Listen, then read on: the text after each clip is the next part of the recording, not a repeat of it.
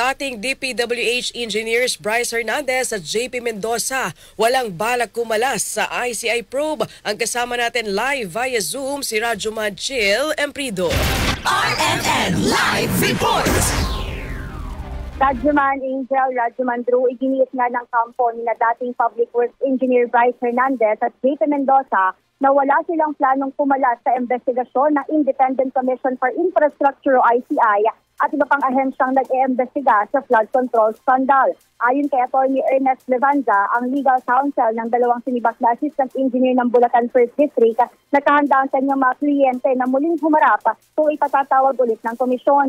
Nauna na raw na isinumite ni Hernandez at Mendoza sa ICI ang kanilang tell-all affidavit na isinumite nila sa Department of Justice o DOJ at handa silang patuloy na makipagtulungan sa komisyon habang nagpapatuloy pa rin ang investigasyon. Matatanda ang pumalas ang mag-asawang Curly at Sara Vizcaya sa investigasyon ng ICI sa pag-invoke ng kanilang right against self-incrimination kung kaya naglabas agad ng pahayag ang abogado ni Hernandez at Mendoza para tiyakin ang kooperasyon nito sa ICI.